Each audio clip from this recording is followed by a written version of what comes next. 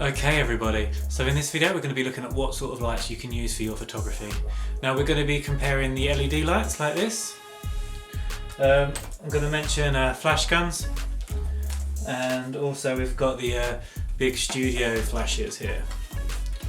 Okay, so all of these products are going to have different advantages and different disadvantages, and ultimately the kind of photography you're doing is going to affect what kind of lights best suit you. The first thing I'm going to mention is that LED panels like this are the only thing that's going to be suitable for shooting video. So if you do video and photography, these are versatile lights. I'm using one set now to shoot this video, and I'd usually have this one on, but I'm using this for the purpose of the video. First thing I'm going to look at is the camera. So if you've got a DSLR, the chances are you're going to have a hot shoe on your camera. So if you do have a hot shoe on your camera, this means you can actually use a flash gun and the studio head, both of which need to be linked to your camera in some way. If you don't have the ability to connect these lights to your camera, you can't use them. But you can use LEDs for any cameras, whether they be compact or your iPhone. You know that the LEDs are always going to work. You'll always be able to shine some light on your subject with the LEDs without having to connect it to the camera. The next thing we're going to look at is the visible light we can actually see coming from the lights. Now if I set up a studio environment and I'm using flash-based lighting, I'm not actually going to be able to see what the final picture is going to look like until I've taken the picture and I check the back of the camera or get it onto a PC. Whereas with the LEDs, where you've got the constant light, you can actually see exactly where the lights fall in, where the shadows are. It will give you a much clearer idea of what your final image will look like before you've seen the back of the camera.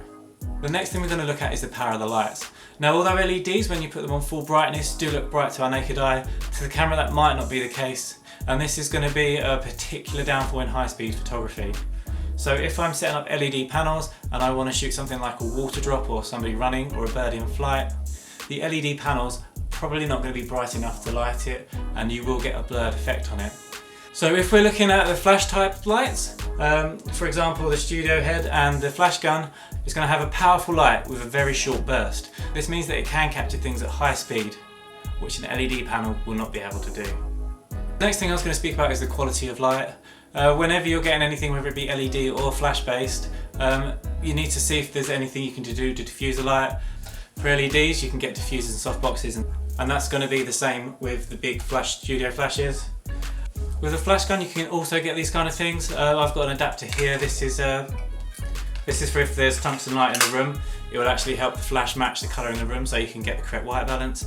And you can also get bigger diffusers for these, and even small softboxes if you need them. So the next thing I want to talk about is how portable the device is. So here we've got the LED panels and the studio flash gun. These two light sources are going to be really heavy and chunky. You're going to need a car to drive them around. You're going to need to set them up. You're going to need to connect all the wires, make sure you've got a power source available. And you've also got to make sure that you've got the tripods and the stands to put them on. If we look at the flash gun in a contrast, this is going to be really highly portable. You can just stick it on top of your camera. If you want to take some stands, you can actually use some of these flash guns off camera. And they're going to be very small, and you can just put these in your pocket at a push. I use these primarily when shooting weddings, and also when I was shooting for the newspapers, I'd always have a flash gun on me as my primary light source. Now the next thing we're going to look at is batteries. So again, the flash gun here is going to take up a lot of AA batteries. And if I'm using the flash gun at something like a wedding where I'm going to be shooting all day, I'll usually get through 8 batteries, which isn't a major cost, but it's something you need to bear in mind. Like LED panels, you can actually get them plugged straight into the mains, and you can also get battery for them as well. So they can be fairly mobile, and you haven't got to worry about keeping replacing batteries. Now, as far as I know, most studio flashes are going to be running off your mains. They will take up a lot of power, and if you do want to use them outside or make them mobile, you're probably looking at really expensive batteries or a battery pack to make these things work. Next, we're going to look at cost. And now if we look at these LEDs, they're dropping in price all the time, and these are probably going to be the cheapest option and the cheapest way to light your pictures. As you go up to more higher end LEDs, they may be more expensive. Flash guns vary quite considerably depending on their features, but these are probably going to be slightly more expensive than your LEDs. Now if we look at the studio type flash, these are generally going to be more expensive.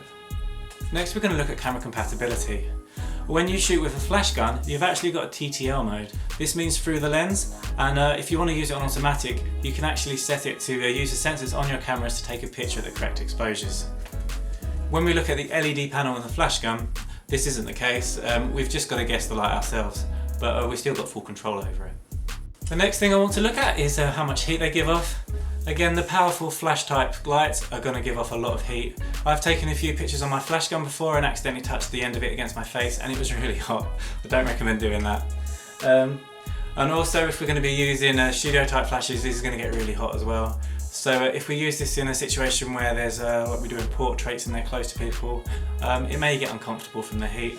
Whereas if we're using the LED panels, these remain relatively cool all the time. And now the last thing I'm going to look at is if there's a group of photographers that want to take a picture of one subject. If we're using stuff like the flash guns, we're going to have to find a way of connecting them to all the cameras at the same time to get the pictures you want, which it may not even be possible, but it's certainly not very practical. With the LEDs and a continuous light, we can just set the light on the subject and multiple photographers can take pictures of the same object, and they can all shoot at the same time. So in conclusion, what I'll say is the type of shoot you're doing will depend on what lights you can use. In my opinion, my preference would be the LED lights where I can get away with them. So where they're cheaper to buy generally, and also the running costs are lower, they're in this area. Where they have continuous light and you can see what you're working with, they come in very useful. So where I want to do a time lapse of a pepper decaying over 2 weeks or so, I could set up a studio room, have these lights on for 2 weeks. I know they're not going to overheat. I know that where I've got a tripod set up, I'm not going to get any motion blur, and where the pepper's not moving again, I'm not going to get any motion blur, and at the end of it I'm going to have a nice consistent light. Whereas if I wanted to do a time lapse video with some flash based lights, I'd be concerned that the output wouldn't be exactly the same for each picture, and it would cause a flicker in the final video. But if you need something to be highly portable, the flash gun really is the only option here. So something like shooting weddings, or certainly shooting in a newspaper type situation, flash guns are going to excel. And there are going to be situations where you can only use flash-based lights, and this is going to be high-speed photography. These are going to be essential. You just simply won't get away with it with the LED panels. If we're going to be looking at something like shooting portraits, LED panels you can get away with potentially, as long as the person isn't moving too much. You can always add more LED panels as well to make the final light brighter, but me personally, where I've got the choice, I would always go with the flashes to make sure I've definitely frozen the motion. Now another thing I will say is if you are using LED panels and you want to take pictures of things like animals, they are useful in the sense that they're not going to be too hot, and you're not going to have a light flashing off in the animal's face all the time, so you know you haven't got to worry about scaring the animal. So in these situations, if I was taking pictures of things like birds of prey that are sitting still, things like reptile or insects that aren't moving, the LED panels will certainly be the preference for me.